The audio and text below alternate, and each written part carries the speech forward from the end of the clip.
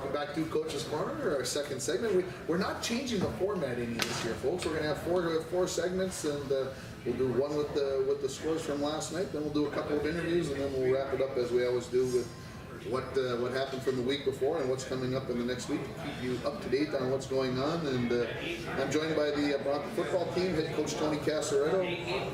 Oh yeah, Nick Hedke, I remember his name. We've only been doing this for what, like 4 years, Nick? You're an old hat.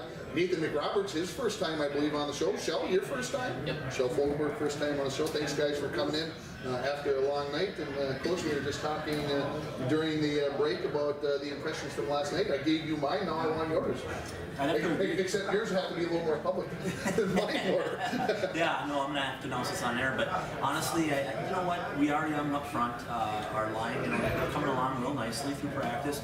We found out last night what we have to work on. It's not, it's pass protection and run blocking until the whistle, and of course ball protection became a big issue last night with 6 turnovers.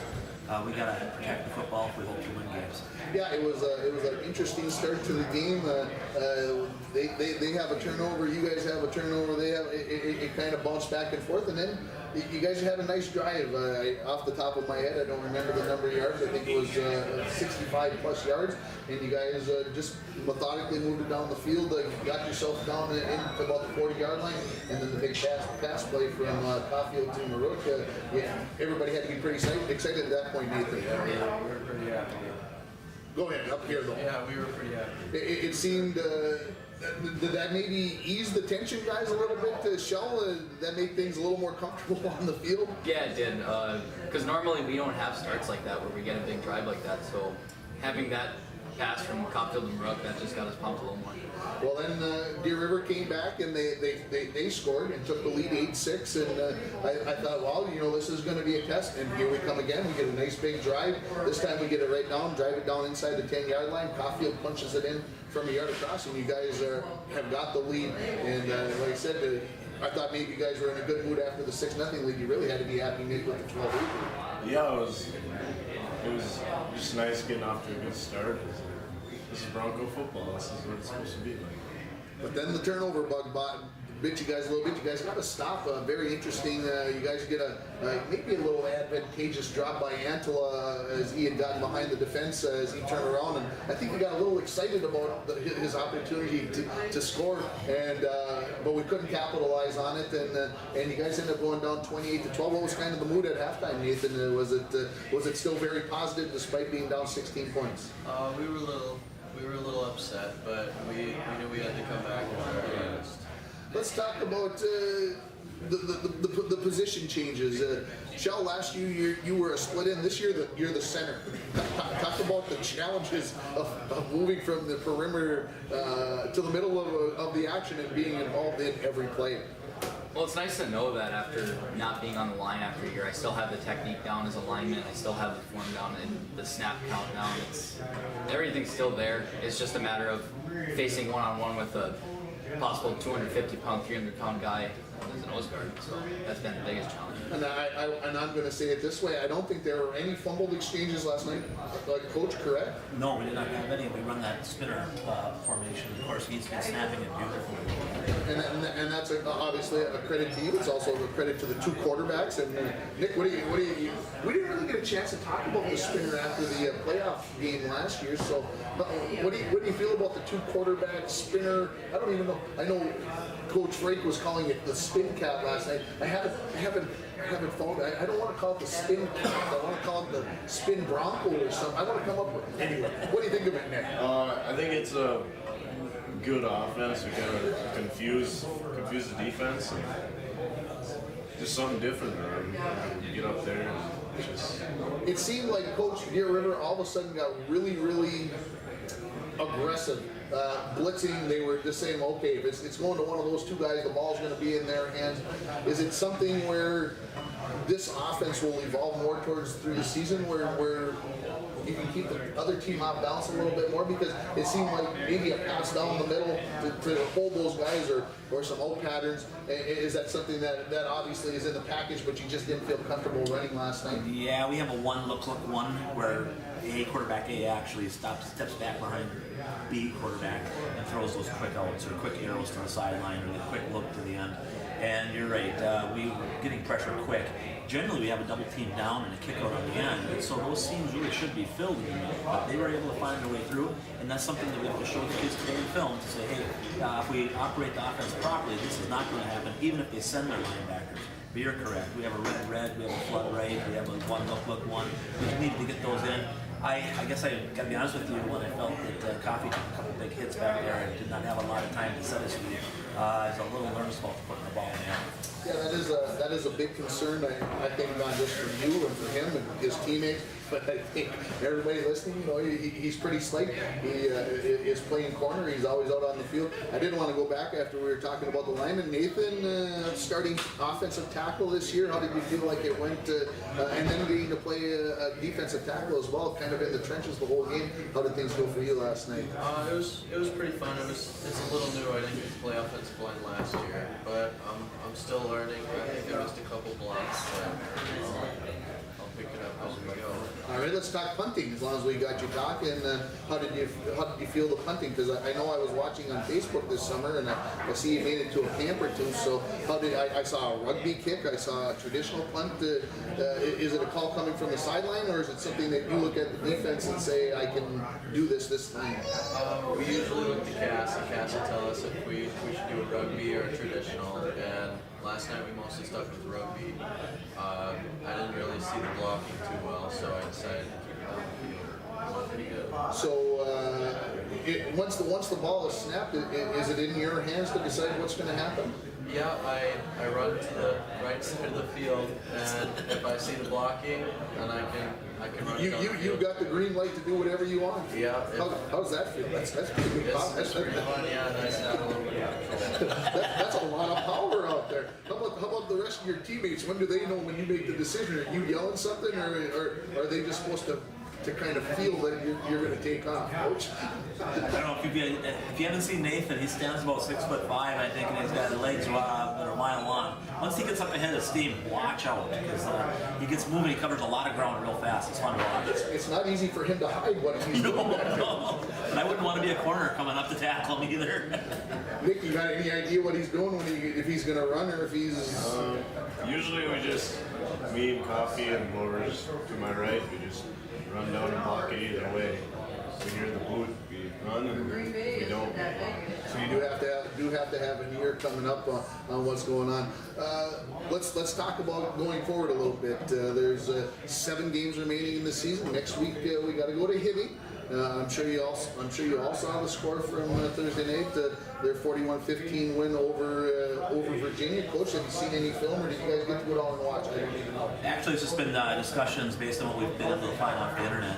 And we know from last year that they're able to pass the ball real well. They had 200 yards last night in the first half, and they pulled their starting defense out. So, we noticed last night we let people get behind us. So obviously that's something we have to clean up in the secondary. We're gonna have to find ways to get pressure on that quarterback, maybe off the edge with the rotations, with that in the secondary, have the safety slide over, have the quarter come off the edge. Do something to cut down the time that he has to stand back there and throw that ball around. Yeah, I think Benham last night did have a lot of time. That makes it difficult for the secondary to continue to cover. But again, I agree. The number of people behind the defense is something that Hibbing probably will be able to exploit a little bit, and that's got to be a concern. What else do we know about Hibbing? Well, they have numbers and they have depth, and so I would expect them to come at us in waves and be fresh on both sides of the ball. So it's going to be a situation where we're going to have to rely on our conditioning and be mentally prepared to go, and when the going gets tough, just buckle down. Let's talk about the weather from last night a little bit. Always first game of the season, you always get into a heat, hot type of thing. Last night wasn't that warm. There was a breeze, at least from where I was standing. It felt like a big breeze. What was it like on the field, guys, as far as temperature? Shell? It was nice. Not too hot, not too cold. It was just a nice night for football. A lot of mosquitoes towards the end of the night. I was going to say, I heard about some mosquitoes, and I kind of laughed at Mr. Keeney was on the sidelines for us last night, and he was talking about the mosquitoes at halftime, and I'm like, I don't know what you're talking about. There's no mosquitoes up here. And my gosh, about the middle of the third quarter, I had one biting me on the leg. I'm like, I guess he's telling the truth. Nick, you thought the same thing? Nice, beautiful night of football. Yeah, it it was nice to be any better. Let's talk about. I was talking about the season as I jump around here all crazy, getting 1,000 thoughts running through my head. 7 games remaining. What game are we looking forward to most? Nick? The next game every week. Next game every week. Wow, that is profound. That's deep. Wow. How about you, Nathan? You gotta pick. You gotta pick. You can't come up with some nice general thing. Don't want to tick anybody off. You don't want any bulletin board material. Who do you want to play? Who's on the schedule that you want to play? I'm not sure. I think Nick hit it on the head. I'm just looking forward to the next game. Oh, Shell, you gotta come up. You gotta give me somebody. I'm kind of looking forward to GNK. You know, the last couple of years, especially last year in playoffs, we were right there with them, 34-32, and then we let it go. And I'm just looking forward to getting back with them. That was exactly the answer I was looking for, guys. You ding ding ding ding. By the way, that was who I was hoping you would say, or Avalith, one of those two, maybe Virginia, because we got there, we had them last year and beat them. So this is going forward. Where do you see this team going, Coach? You surprised me last night, by the way. You come out with trips to one side of the field, and then you went double wing, and then you went spinner. You had me guessing. You probably had Deer River guessing a little bit too. What do you see going forward? Are we going to see all of that? Are we going to see maybe more focus on one or the other? What do you kind of feel going forward? I think we're going to, obviously we're going to kind of focus on our tight power package, our 2-wing system. We're going to try and get our blocking cleaned up and get our running backs to follow those blockers. Stay a little more, I don't want to say reserved, but I guess build a solid foundation and then, probably throw more formations in and accent that and stay with our baseball. Let's talk about the health of a couple of players that came out of the game last night. I know Simon Palm had a deep thigh bruise. What's the severity of that injury? Feeling pretty good about that one because, during the game, he was in a lot of pain. There were tears in his eyes, and we got ice on that right away and got it elevated and so forth. And at the end of the game, walking out of the locker room, he was putting a good weight on it and walking without any limp. So, there's a good chance that that's just a deep thigh bruise and he'll be ready to go. Well, I know about that deep thigh bruise. It won't be, maybe it won't be too bad last night. Maybe Sunday morning, Monday morning, we could find out how serious that is. How about Casey Marook, the possible concussion? Well, we're taking a lot of precautions there. The minute he got thrown down hard, his head hit the turf, and he told me that he felt the vibration and didn't remember what had just happened. And so we're going to get him checked out today by a physician. I'm on my way over there to talk to him right after this interview, as a matter of fact, and see how it goes with him. But he'll be on a concussion protocol if indeed it was a concussion, and he'll be out maybe 2 weeks. I want to talk about that play, and I don't know what kind of angle you had on it. I thought George and I had a pretty good angle on it. The new rules this year where the officials can call a penalty for pretty much anything that they think is egregious, is over the top. Did you see the play A, and if you did you think that maybe it was violent, I guess? Okay, here's my situation. I was blocked by our entire line. It was on the opposite side of the field. However, following the game, I was approached by 2 or 3 people that had a really good picture of what happened. And it sounds like he was wrapped around the waist and just thrown head first into the ground, where probably was, like you say, a little excessive for sure. Well, and I guess, and I don't want to get into a big debate about it, but do you think the officials have the right? It's a good call that they're able to maybe just call a penalty on that kind of stuff. In that type of situation where maybe it was a little over the top, because I honestly thought it was big spin. We had a big conference prior to the game. I stood out there with the referees, and they told us that they had attended many workshops throughout the summer, and that those kinds of plays right there were the main focus from the state high school league. And so they were going to watch it very closely. Now, I think they missed one, based on what I've heard. And this is their first game out too. And I understand that it is a game of football. It's always been physical, so maybe they're having a hard time just making that line. I agree. I think it's a tough line to judge when something is over the top, and it's something that obviously they don't have the benefit of replay or anything like we saw with the Gopher football game on Thursday night with the 3 ejections for targeting. But guys, let's keep our heads up. I'm looking forward to next week. Let's get out there and get a good week of practicing, and let's go Broncos. Thank you, Coach Ringenhofer. We're going to do our very best. Head Coach Tony Casarello, Nick Hedke, Nathan McRoberts, and Shel Fogelberg joining me here. We'll take a break, and we're going to come back with the legendary George Frake in our next session. You're listening to Coach's Corner. Live on K104 and online from KSEN Radio.com. Well, welcome back to to Coach's Corner, our third segment of the day, and we had a team that ended up having to cancel on us at the last minute, and thanks to George Frake for stepping up and taking over. George, we got a chance to do our first ever football game last night. You got to go home and sleep on it. What's the reaction for doing that football game last night? Well, when I got home, both my hound dogs were real glad to see me, and my wife was sound asleep. So there really wasn't too much reaction. I understand my grandsons were listening to grandfather over the radio and wondering why they couldn't talk to him. So yeah, there was. Everybody seemed to have a pretty good time with it. Yeah, we tried a little different. In case you weren't listening last night, I brought George Frake in this year to be the color guy, and also we had Josh Koenig on the sideline, kind of our Greg Coleman, and had a lot of positive reaction with a few people that texted me or told me that they really liked the three-man crew. I think things went well once we found Josh a spot where his microphone would work. A limited range on that. Then of course next week when we go to Hibbing, I'll probably have to see if the Hibbing football team would be okay with him being on the near sideline a little closer to us. And of course home games we won't have any problems with that. But looking forward to that. And you got a chance to listen to most of the interview with the Bronco football players. Give me your impression from last night's game, the 48-18 loss to Deer River. Well, we kind of knew that the Falls were going to have some holes to fill, and that they were going to have to use some young people to fill them. I was really impressed with the fact that I thought the defense improved throughout the night, especially sophomore Koenig and Palm and Armando Barrio and Nathan McRoberts. They really picked it up and they came on strong. I was particularly impressed with McRoberts. That inside tackle is a tough position to play. And before Palm went off, he was making the most penetration into the backfield. And with a balanced team like Deer River, you really have to make penetration. The linemen have to play an exceptional game. They just got outmatched.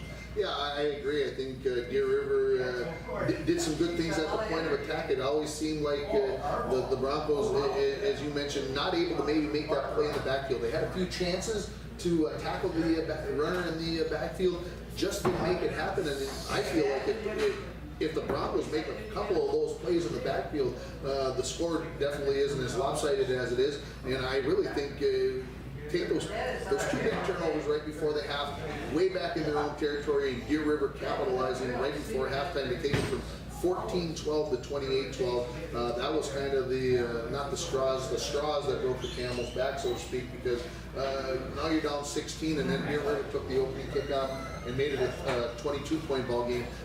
It would have been very difficult for any team at that point to overcome all of that. Well, that's true, and when you have a 6'7" receiver and you're anywhere near the red zone, it's really hard to protect the territory, particularly when the two running backs were crisscrossing and making life intolerable for the linemen and the linebackers. So anytime that team like that gets in the red zone, you really have to watch them and Angela dropped the pass or two, which kind of saved it.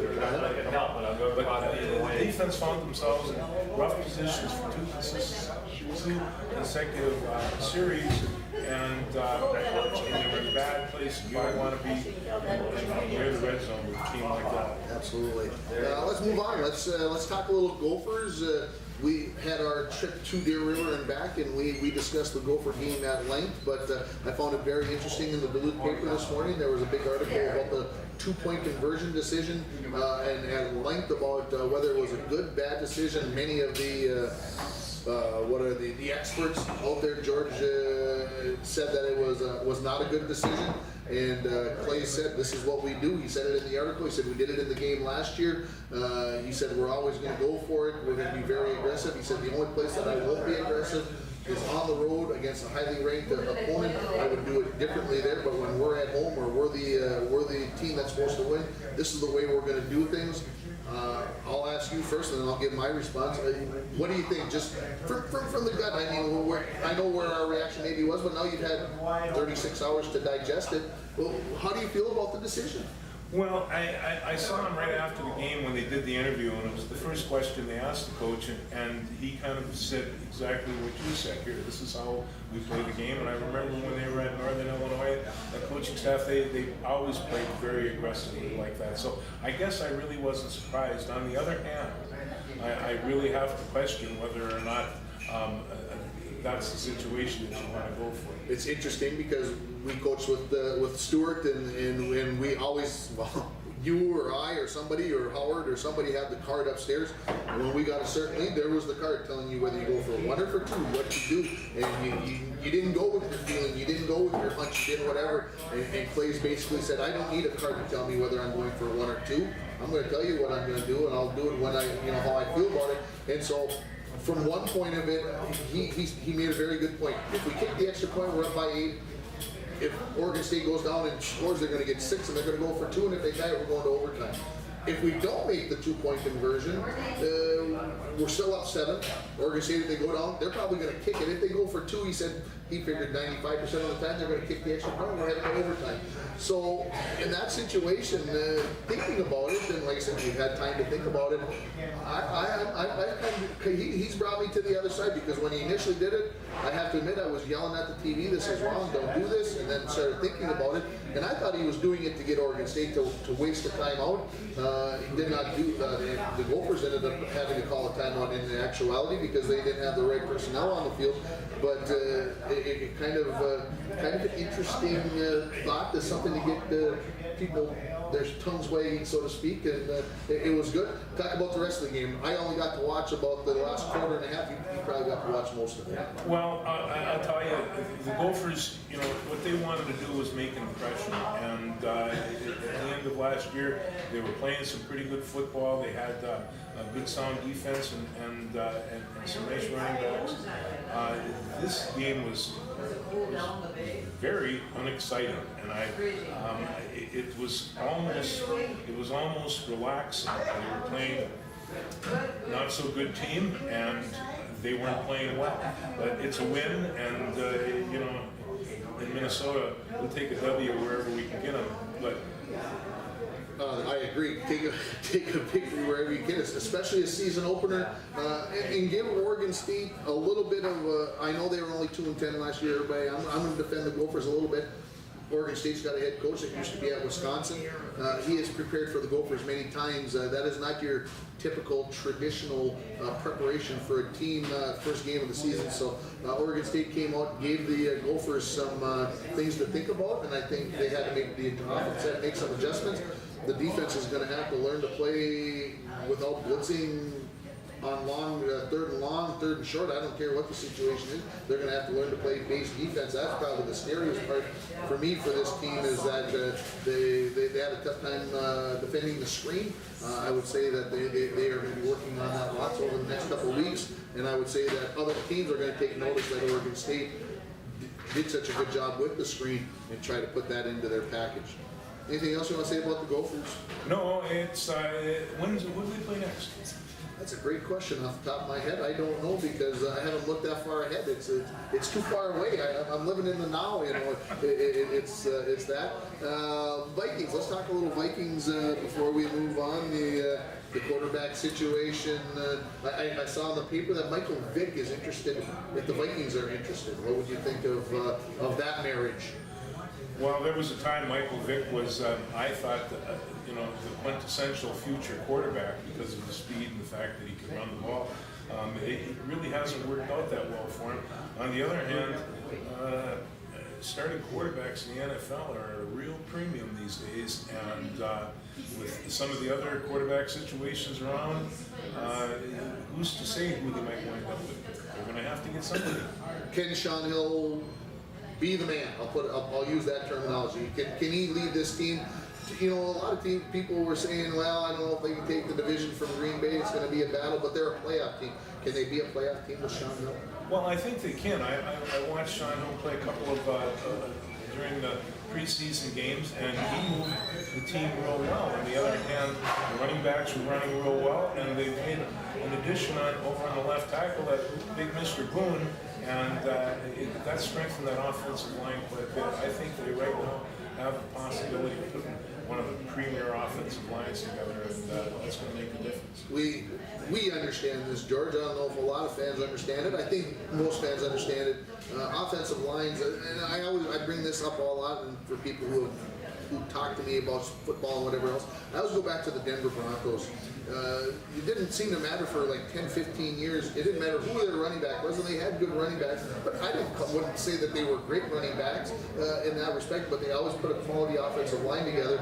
And the Vikes have been bitten by the injury bug a little bit over the last couple of years. And they went out and they bolstered the line. But then Loholt retires. They cut Sullivan the other day. And it kind of gets you wondering, and you know they couldn't keep all those offensive linemen, but it is something that with a good offensive line, Sean Hill maybe becomes a better quarterback. Adrian Peterson obviously will become a better running back. I know the experts all believe that AP still has it. I think he still has it, but with an offensive line, it becomes that much better, and it really does start up front. And as a team offense goes, I think it really is the offensive line. You can put all the parts on the outside, whatever, but if the quarterback doesn't have time to throw the ball and there's no holes to run through, it really doesn't matter.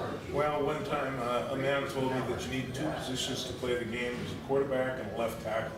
And when you take a look at what's happening with the passing game, you have that left tackle to protect that multi-million-dollar quarterback, and they have to do the job. And so everybody's scrambling for that left side, and they make a lot of money and they do a good job, and they're very big people. They are very big people. You want to talk wrestling before I let you go? We can talk a little wrestling. What do you want to talk? I guess we talked about the wrestler from Ohio State. My brain, Kyle. No, why can I not think of his name? And I know those people who follow wrestling on the outside are mad at me, and I cannot think. Anyway, he wrestled the last day of the Olympics and took home the gold medal. And we were talking before we went on the air that Olympic refereeing and the sport of wrestling at the Olympic level is different than high school NCAA. The stuff that we're used to watching, the stalling, the point being taken away for running around and everything else makes it very, very interesting.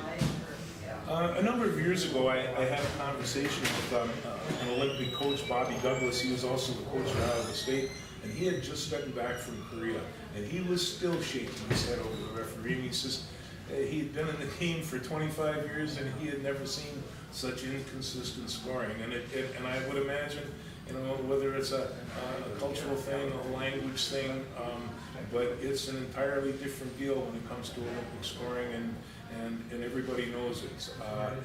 The NCAAs and our freestyle championships and the Greco-Roman championships in this country are really, they're very well officiated, very well scored, and the wrestlers get used to that. When they get in some of this foreign competition and it falls apart, they get pretty frustrated.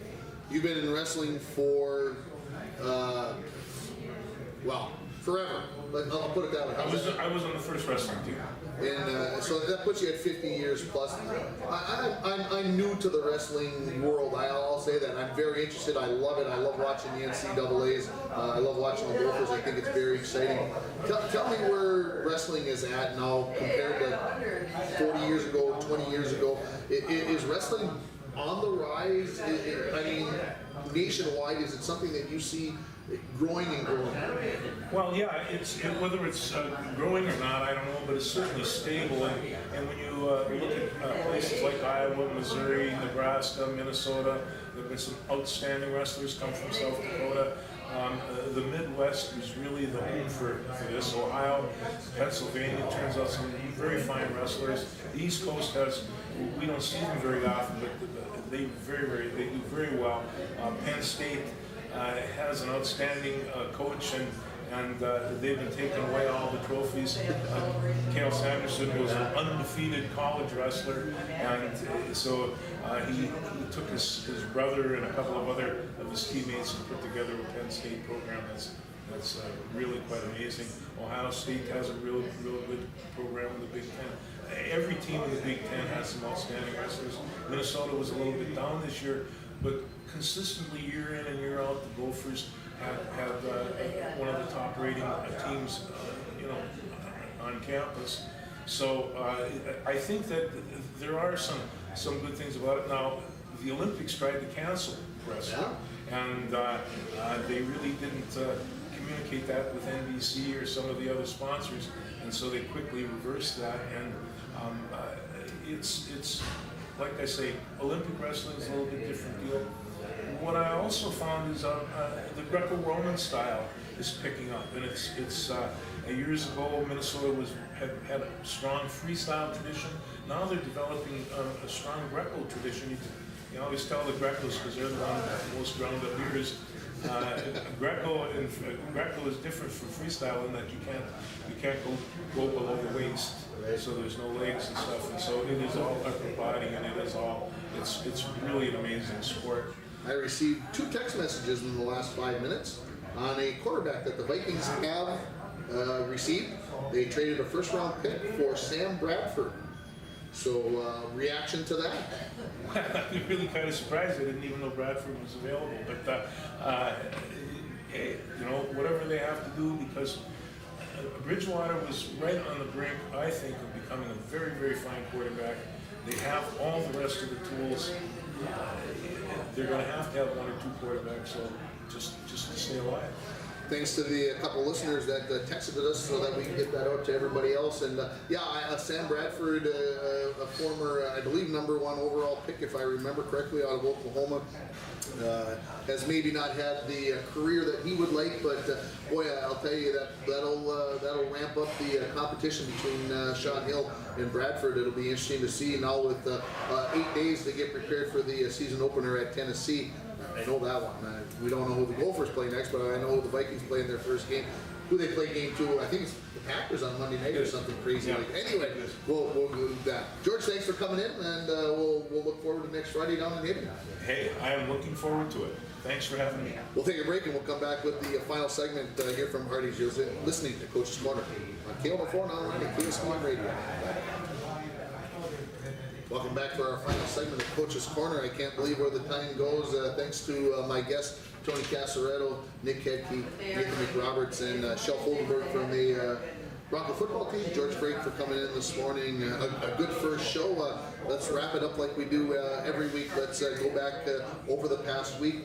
Rainy River women's volleyball team got their season open last Saturday in Fergus Falls. They went 3-1 in the tournament and took 3rd place out of an 18 tournament out there. They lost the opener in 2 sets as they play the best 2 out of 3 in tournament format to Fergus Falls. They then beat Vermilion 2-0, beat Hibbing 2-0, and then they beat Northland 2-0. And that one was the one that stuck out to me, folks. Taking down Northland is a big deal, as Northland always has one of the premier programs in the Northern Division. Former Bronco Maddie Filipiak led the way with 31 kills in those 4 matches, and she had a hitting percentage of .448. That's a kill percentage of almost getting a point on 45% of her hits. That is amazing. She also had 7 ace serves. Ariana Ori, who was named Northern Division Player of the Week from her center position, she had 78 set assists. Cassandra Moffat from Fort Francis, 19 kills and 21 digs. Tiana Terry added 21 digs, and Sandy Thompson had 20 kills, 17 digs, 4 ace serves. Alyssa Wolford, 13 kills, 17 digs, and 6 blocks. Some of the new names for the Rainy River volleyball team. No area matches on Sunday or Monday. On Tuesday, the Bronco volleyball team went down to Northwoods, and they get a win in 4 sets, 25-18, 18-25, 25-15, and 25-17. Bianca Carlson, the 6-foot setter, she had 23 set assists. Lauren Radio, 40 digs in the back row. Bailey Millette, big match on Tuesday, big match on Thursday this week. Bailey Millette playing very, very well. She had 10 kills. Jenna Sullivan added 8 kills and 2 ace blocks. The Viking volleyball team, they lost to Lake of the Woods in 3 sets on Tuesday night, 25-19, 25-9, 25-19. Sydney Webb had 14 digs, Emily France 4 ace serves, and Danielle Pekarski and Mackenzie Swenson each had 3 kills.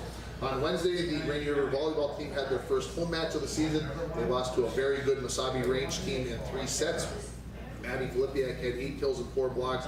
Cassandra Moffat had 6 kills, and Ariana Ori had 14 set assists. They are now 3-2 on the season. On Thursday, the Bronco volleyball team was down at Mountain Iron. taking on the Rangers, and they had a rally from a 2-1 deficit, and they defeated MIB in 5 sets, 23-25, 26-24, 22-25, 25-8, and then 17-15 in the 5th set. It was tight the whole way. It was back and forth. It was theater. It was drama, folks, as that match was back and forth. As again, Bailey Lit another double-digit 10 kills. Emma Gilbert led the way with 13 kills. Bianca Carlson had 33 set assists, but she also had 10 kills, unheard of for that number, and 4 blocks. Lauren Radio out of the back row with 54 digs in that 5-setter. The Broncos are now 3-0 on the season, and they will be joining us in a couple weeks here on Coach's Corner. Next Saturday they will be in Greenway. We'll talk more about this week's schedule coming up. The Viking volleyball team, they got their first win of the season as they went down to Reamer and defeated Northland 3-1, 25-22, 24-26, and then dominated the last 2 sets, 25-18 and 25-12. Anna Imhoff had 5 ace serves. Mackenzie Swenson 9 kills. Emily Franz had 12 kills. And Danica Clemenson 5 ace serves. Sydney Wendt 34 set assists. The Bronco girls swimming and diving team got their season started on Thursday down at Hibbing. They lose by a final score of 113-73, but I thought the girls swam phenomenally. I was there, and I thought there were just some impressive races. The girls got it started off right with the 200 medley relay. They took first in 2:01:31. Caroline Stone, Emily Sari, Emma Meisner, and Claire Herzig. You probably heard those last three girls. Caroline Stone, the new one, she takes the backstroke over for Abby Kostick, and the girls win that. In the 200 IN, Caroline Stone took second, Emily Sari third. In the 50 free, a great race for the Broncos. They take first and second. Claire Herzig first, Emma Meisner just 200ths behind her to take second place. Whitney Witt, she took second place in the diving. Emma Meisner takes first place in the 100 butterfly. The 200 free relay took second. The girls' 100-yard backstroke was second place to Caroline Stone. And then here's where the Broncos maybe showing their power a little bit. They go 1-2-3 in the 100-yard breaststroke as Emily Sari took first, Claire Herzig second, and Anna Early in third place. Of course, last night the Bronco football team, they lose by a final score of 48-18 to Deer River. The Vikings football team, they lose to Silver Bay by a final score of 72-24. What's coming up this week? Of course, Monday is Labor Day. Of course, don't forget about the Labor Day picnic down at the Smoky Bear Park. Come on out and be a part of the festivities. On Tuesday, the 2 volleyball team, area volleyball teams, high school teams will be on the road. Little Fork Big Falls heads to Ely, and the Broncos head down to Aurora to take on Wasabi East. As I mentioned a little earlier, Wednesday, Rainy River at home against Hibbing at 6:30. On Thursday, the Bronco volleyball team has the day off, but the Viking volleyball team will be hosting Big Fork for their first home match of the year. I will be down there. We'll have pregame starting about 6:45 and first serve right around 7 o'clock in the battle between Little Fork Big Falls and Big Fork. Also on Thursday, the Bronco cross country teams get their season started. They'll be out at Roseville at 4 o'clock, and the girls swimming and diving team, they host Evelyn Gilbert at 4:30 for their first home meet of the season.